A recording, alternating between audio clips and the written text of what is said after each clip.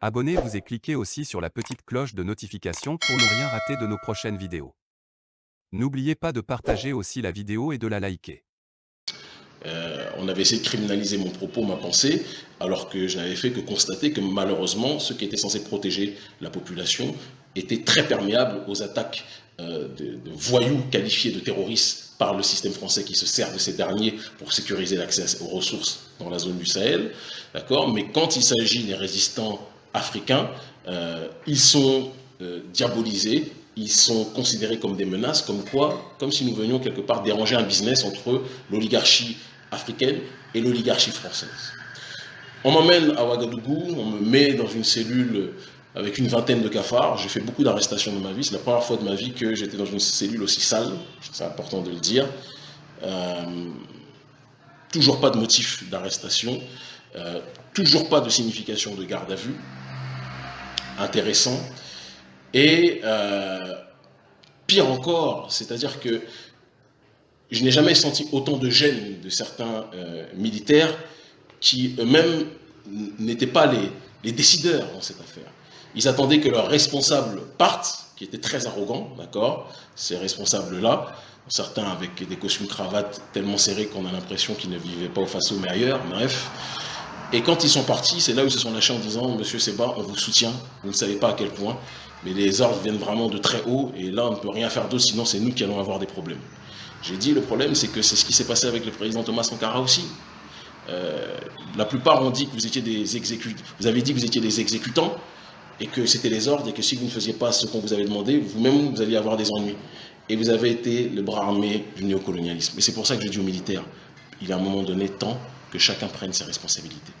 S'il y a des ordres injustes qui sont donnés, que vous savez que c'est injuste. Vous savez qu'on laisse circuler librement des terroristes, mais que dans le même temps, les résistants africains sont persécutés, c'est votre devoir et votre responsabilité, à un moment donné, de ne pas suivre cette chaîne de commandement. C'est mon point de vue, chacun fera ce qu'il veut. On m'a gardé à Ouagadougou dans la cellule de, je pense, je n'ai même plus ma montre, mais de 17h jusqu'à 7h ou 8h du matin, dans cette cellule remplie de cafards. Et le lendemain matin, donc toujours la même chose, on ne me stipule pas la raison de mon arrestation, on ne me dit pas si je suis en garde à vue, on nous a juste dit de vous prendre. On appelle ça du kidnapping, en français. C'est du kidnapping. Si on vous arrête, on ne vous donne pas de motif, on vous balade d'un endroit à un autre, etc., c'est du kidnapping. Et toujours sans me dire où je vais, en n'ayant pas accès à la nourriture, à l'eau uniquement quand les militaires n'avaient pas leurs responsables, et ces militaires-là qui étaient des exécutants, dont beaucoup étaient mes sympathisants, nos sympathisants, ont été sympathiques, m'ont donné l'eau quand ils le pouvaient, mais quand leurs responsables n'étaient pas là, c'était très difficile d'avoir le strict minimum vital. Important aussi de dire que j'ai demandé à 13 reprises d'avoir accès à mon avocat, puisque je ne savais pas les raisons de mon arrestation. Ce droit m'a été bafoué. Donc, pas de signification de garde à vue, pas de justificatif de mon arrestation et un refus catégorique de me laisser rentrer en contact avec un avocat. En termes de violation des droits du citoyen de la CEDEAO, je pense que les autorités du Faso ont dépassé toutes les limites de l'irresponsabilité judiciaire et politique et ils devront, et je m'en frotte les mains, en répondre. C'est la raison pour laquelle, je reviendrai tout à l'heure, j'ai fait appel à un avocat qui est un avocat, enfin il était déjà en contact avec moi depuis un certain temps et on a décidé que cette affaire était l'occasion cette fois-ci d'avancer sur le terrain judiciaire conjointement. Et cet avocat, c'est l'avocat de Wikileaks, c'est l'avocat de Julian Assange, c'est un avocat anti-impérialiste, un avocat français. Petite ironie pour ceux qui, parmi les toutous de la France-Afrique, que sont nos dirigeants africains, me qualifient souvent de soi-disant d'activistes anti-blancs, même si le peuple ne se trompe pas sur cette réalité-là. Cet avocat, c'est Juan Branco, d'accord, qui quand il a vu ce qui s'est passé, a dit que c'était plus que jamais le moment qu'il prenne l'occasion, qu'il saisisse cette occasion en tout cas pour me défendre. Et donc c'est avec lui en priorité et d'autres, notamment Maître Farama, ainsi que Maître Koraï Shiba du Sénégal, que nous allons avancer. On m'envoie donc en matinée à l'aéroport sans toujours me dire où je vais. C'est à la dernière seconde une minute avant de rentrer dans l'avion qu'on me dit « vous retournez au Bénin », sans jamais me faire signer un quelconque document. Le seul document qu'on a voulu me faire signer, c'est quand je suis sorti de cellule pour me dire « vérifiez que vous avez toutes vos affaires ». Et j'ai écrit sur le cahier « je veux voir mon avocat, c'est un droit élémentaire ». Et ils m'ont arraché le cahier parce qu'ils ne voulaient pas que je laisse cette information-là, qui était une information élémentaire. Bon. Ceci étant rappelé en termes de mise en contexte, il faut qu'on passe maintenant à une autre étape, qui est l'étape de la signification de tout ça. La signification de tout ça, et c'est une ironie que de le dire, excusez-moi, c'est qu'on est face à un gouvernement qui, depuis quelque temps, essaye de jouer au gouvernement panafricaniste, alors qu'ils n'ont jamais, je le dis jamais, ils font partie d'un système qui est le système de la France-Afrique. Ce sont des gens qui ont travaillé pendant des années avec Monsieur Compaoré, Blaise Compaoré, d'accord. Et c'est d'ailleurs l'une des raisons pour lesquelles Blaise Compaoré n'est pas inquiété. On parle du procès de Thomas Sankara. Tout le monde sait que c'est celui qui a été le plus grand bénéficiaire de cet assassinat avec l'oligarchie française. Mais Blaise Compaoré est dans un hôtel 5 étoiles surclimatisé en Côte d'Ivoire à Abidjan. Et ce sont des sous-fifres que l'on met devant la justice. Pourquoi Blaise Compaoré bénéficie-t-il d'autant de protection? Il est protégé par Alassane Dramane Ouattara, il est protégé par le gouvernement français et il est évidemment protégé par le régime du président Roch-Marc Kaboré. C'est important de le dire. Et donc, ces personnes-là, qui ont compris que le panafricanisme est l'idéologie qui gagne le plus le cœur des gens, d'accord, ont essayé de surfer en vain en étant à la fois proche de Macron, quand Macron dit au président du Faso va réparer la clim, le président du Faso va à gauche ou à droite et suit les ordres. Et quand nous autres, ses enfants, ses petits frères, nous disons papa, s'il te plaît, retrouve ton courage, retrouve ta virilité politique, nous sommes criminalisés, mais quand Macron lui dit va réparer la clim, eh bien le président du Faso, les autorités de la région, de la sous-région, s'exécutent. C'est une tragédie politique. Et il est très important de dire que toutes ces arrestations, ces expulsions, sont pour nous et pour l'opinion publique africaine, il suffit de faire un tour un petit peu sur les différents réseaux de communication pour s'en rendre compte, c'est une défaite du néocolonialisme et une victoire symbolique qui se rajoute aux nombreuses que nous avons eues depuis que nous commençons ce combat. Nous sommes dans un travail d'éveil des consciences. Notre responsabilité, notre devoir, c'est de tout faire pour soulever les incohérences du système néocolonial et montrer que le néocolonialisme est là même aux endroits où il prétend ne pas l'être. Et je vais reprendre la méthodologie de quelqu'un dont je ne suis pas forcément un des plus grands fervents sympathisants dans la ligne idéologique, mais dans la méthodologie d'action qui est extrêmement brillant. C'est Martin Luther King. Tout le monde sait que je suis un peu plus proche de l'aîné Malcolm ou du président Thomas Sankara dans certaines façons d'électrifier le débat et de susciter justement le réveil, mais dans la méthodologie de l'activisme politique, Martin Luther King était très brillant. Martin Luther King a voulu déconstruire et montrer aux yeux du monde à quel point le système américain était un système des plus sournois, des plus vils, d'accord, des plus racistes, des plus iniques, des plus injustes. Et pour ce faire, il avait compris qu'en allant à des endroits où il n'avait pas le droit d'aller, il allait systématiquement se faire expulser, arrêter, mais en se faisant arrêter, expulser, il allait attirer l'opinion publique par rapport aux actions qu'il posait et par rapport aux incohérences du système qu'il combattait. Martin Luther King, c'est quelqu'un que j'ai lu lors de ma deuxième peine de prison politique, d'accord, et j'avais été très touché par sa méthodologie d'action, qui lui-même s'inspirait aussi de ce qu'il avait vu chez d'autres. Et je me suis dit que lorsque nous allions commencer à mener ce combat contre la France-Afrique, officiellement, même si on le menait déjà dans les médias depuis un certain nombre d'années, on allait se servir justement de cette méthodologie qui consistait à aller à l'encontre justement du système de la France-Afrique, être capable d'en montrer les limites, de montrer les incohérences, tout en sachant qu'à chaque fois qu'ils nous arrêteraient ou à chaque fois qu'ils nous expulseraient, ça serait dans ce jeu de la guerre psychologique et idéologique et intellectuelle et politique une défaite de leur part, parce qu'un État qui a tous les moyens coercitifs, d'accord, qui normalement devrait s'occuper des véritables problèmes, de ces véritables ennemis qui sont les terroristes, s'il ne s'occupe pas des terroristes, mais il s'occupe de ceux qui sont les éveilleurs de conscience et les résistants à la France-Afrique, c'est que peut-être ces éveilleurs de conscience et ces résistants à la France-Afrique dérangent le business qui est, entre guillemets, conclu entre les élites du Faso et les élites du Sahel et l'oligarchie française. Donc, une erreur monumentale, en une période où, soi-disant, on veut faire la justice sur le procès Sankara, de faire arrêter, persécuter, expulser des militants anti-France-Afrique, d'accord, qui ont pour seule arme leur cerveau, leur courage, d'accord, leur cœur, leur bouche et leur amour illimité du continent. Roch Marc Kaboré, moi je l'ai toujours dit, je le connais un peu, c'est quelqu'un qui en privé dit beaucoup aimer l'Afrique. Mais il est entouré par des gens qui n'aiment pas l'Afrique. Il est entouré par des ministres et des conseillers qui sont des agents de la France-Afrique. Et à la fin, on finit toujours par dire que si votre entourage qui va dans une mauvaise direction finit par vous entraîner dans cette mauvaise direction, c'est que vous-même, vous êtes le symbole de cette mauvaise direction. Et donc le masque est tombé en ce qui concerne Roch Marc Kaboré, qui fait partie de la France-Afrique, malheureusement, au même titre que Macky Sall, au même titre qu'Alassane Ouattara.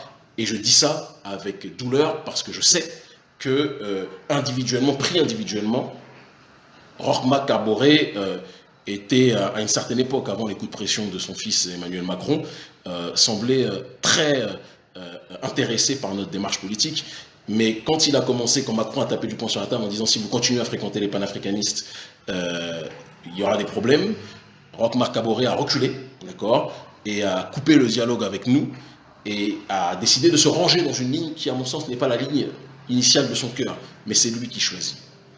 Et donc, pour conclure cette deuxième étape, je le dis et je le répète, politiquement, symboliquement, c'est une nouvelle défaite de la France-Afrique. Parce que, à chaque fois qu'on nous attaque, à chaque fois qu'on nous persécute, à chaque fois qu'on essaie de nous asphyxier, à chaque fois qu'on nous brutalise, que ce soit politiquement, judiciairement ou autre, la seule chose qu'ils sont en train de montrer, c'est que notre combat porte tellement qu'ils se sentent obligés de déployer des moyens démesurés pour essayer de nous immobiliser. Ce qui ne marche plus, parce que nous sommes à l'heure aujourd'hui de la communication sur les réseaux sociaux, de la communication sur Internet. Aujourd'hui, l'information circule à la seconde. Au moment où j'étais arrêté, tous les policiers me disaient « mais le monde entier est en train de parler de votre arrestation, toute l'Afrique est en train de parler de ça, on est navré de ce qui se passe, etc. » Je ne parle pas des responsables, hein, qui eux n'ont pas cette humilité, je parlais de ceux qui nous témoignaient de l'affection dès lors que leurs responsables avaient le dos tourné. Aujourd'hui, vous ne pouvez plus nous faire du mal en pensant que vous pourriez le faire en catimini. Je sais que s'il n'y avait pas Internet, je serais déjà assassiné aujourd'hui. Je pense vraiment. Mais avec Internet, vous savez que ceux qui vont faire du mal à mon encontre, c'est quelque chose qui va encore plus amplifier le combat. Donc, vous êtes dans une situation où je suis comme une patate chaude. On m'arrête, vous essayez de m'expulser. Mais cette démarche-là est une erreur politique de débutant. Nous étions venus, excusez-moi, montrer que le néocolonialisme était des plus présents. Et la réalité est la suivante. En faisant ce que vous avez fait, vous avez prouvé que nous avions profondément raison. En guise de troisième partie et donc de perspective sur le terrain juridique, donc comme je l'ai dit, je me suis entouré des meilleurs avocats, l'avocat de Julian Assange et de Wikileaks, Juan Branco, d'accord, qui donc s'exprimera dans les temps à venir sur cette affaire, sur la violation élémentaire de mes droits, parce que la souveraineté d'un État a pour limite aussi le respect des citoyens qui sont intégrés à l'intérieur de sa zone. Sa zone, c'est la CEDEAO. On ne peut pas arrêter quelqu'un sans lui donner un motif, on ne peut pas arrêter quelqu'un, le mettre en garde à vue sans lui signifier qu'il est en garde à vue, on ne peut pas expulser quelqu'un sans lui faire signer un document d'un arrêté d'expulsion. Ça n'a pas été fait. C'est un vice de procédure évident. Il y en a eu plein d'autres dont nous parlerons le moment venu. Et il y aura donc Maître Koray Shiba, d'accord, qui est un des avocats de Ousmane Sonko, et il y aura aussi Maître Farama, l'avocat qui est l'un des plus grands avocats aussi africains de sa génération, qui est en train de mener pour la défense des intérêts de la famille Sankara le procès pour obtenir justice et vérité sur l'affaire Sankara. Et donc chacun s'exprimera dans les temps à venir, dans les jours à venir sur cette affaire.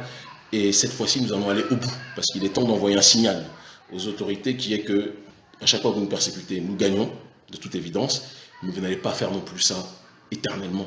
Il y a un moment donné où on va vous laisser nous persécuter, et après on va répondre juridiquement, de telle sorte que vous puissiez, vous aussi, remplir les caisses de l'ONG en dommages et intérêts par rapport aux exactions que vous ne cessez de commettre. Sur le terrain politique, le combat ne fait que s'accentuer. À chaque fois que l'impérialisme bégaye face à nos petits êtres, face à nos jeunes entités, face à nos mouvements, nos mobilisations, cela ne peut que nous galvaniser et nous rappeler que nous sommes près du but. Jamais la France-Afrique n'a été aussi bousculée sur son terrain. Il ne faut pas céder. même si le prix à payer c'est les arrestations, même si le prix à payer c'est les persécutions, même si le prix à payer c'est d'être privé de sa famille, même si le prix à payer c'est les coups et les humiliations, il ne faut pas céder. Ce combat, nous le menons pour nos aïeux que la France-Afrique a fait tomber. Ce combat, nous le menons pour ceux qui ont été assassinés au sein de l'UPC. Ce combat, nous le menons pour ceux qui ont été tués, justement, pendant la période des indépendances. Nous le menons pour ceux qui, comme Thomas Isidore Sankara, sont tombés sous les balles noires, d'accord, mais qui étaient chargés par l'oligarchie blanche. C'est un combat qui transcende la question des couleurs, c'est un combat contre un impérialisme, d'accord, prédateur, qui est le capitalisme le plus brutal que vous connaissez. Ce capitalisme-là n'a pas de couleur, si ce n'est celle de l'euro ou du dollar. Organisons-nous, continuons à avancer, les différentes tournées vont plus que jamais se démultiplier. Je ne vous donne pas les prochaines destinations, mais c'est quelque chose qui va se faire dans les semaines à venir. Nous allons repartir un peu partout parce que l'ONG Urgence Panafricaniste a repris son rythme de croisière. Le Covid nous avait ralenti un petit peu, mais les déplacements ne font que se démultiplier. Les invitations de part et d'autre ne font que se démultiplier. Nous allons mettre la France-Afrique à terre. J'en fais le serment au nom de mes ancêtres. Nous allons mettre cette France-Afrique à terre. C'est un combat générationnel. Frantz Fanon disait dans une relative opacité, chaque génération doit découvrir sa mission, puis la trahir ou l'accomplir. Nous avons décidé en ce qui nous concerne de l'accomplir. Et ce n'est pas les médias du néocolonialisme que sont RFI. Je plains ceux qui en sont les adorateurs, hein, ou les employés. RFI, France 24 et autres médias corrompus qui essayent de retourner le cerveau des Africains. Ce ne sont pas ces médias qui vont changer quoi que ce soit à la réalité du combat que nous menons. Nous sommes nos propres médias. Nous sommes le symbole de cette souveraineté. Nous voulons l'autodétermination pour notre population sur le continent ou dans les Caraïbes et le droit à la dignité pour nos populations dans les diasporas en Occident et ailleurs. Et nous irons jusqu'au bout de ce combat, quel que soit le prix à payer. Nous le disons. Et je demande à chacun d'entre vous de se tenir mobilisé. Dans les semaines à venir, nous allons annoncer un congrès panafricaniste historique où toutes les grosses figures, autres grosses figures du panafricanisme qui luttent à nos côtés contre justement l'impérialisme, seront réunies. Un sommet qui se tiendra en Afrique, entre guillemets, dite francophone, d'accord. Nous annoncerons ça sur nos réseaux sociaux. Nous sommes en pleine préparation avec nos différents partenaires, frères et sœurs, plus jeunes et moins jeunes. C'est un combat de l'époque, c'est un combat nécessaire et nous ne laisserons personne entraver, d'accord, notre chemin et notre destin. Nous irons au bout. L'Afrique libre ou la mort, nous vaincrons. Je vous aime en perdre la raison. Restez connectés. Roch Marc Kaboré, mon cher aîné, je regrette que tu te laisses entraîner par des gens qui sont les chevaliers du néocolonialisme français, les chevaliers noirs du néocolonialisme occidental. C'est triste, mais l'histoire jugera. Nous savons que nous sommes du côté des vainqueurs, parce que nous sommes du côté de la justice. Nous sommes du côté des opprimés. Nous sommes du côté de ceux qui se font quotidiennement persécuter. C'est important de le dire.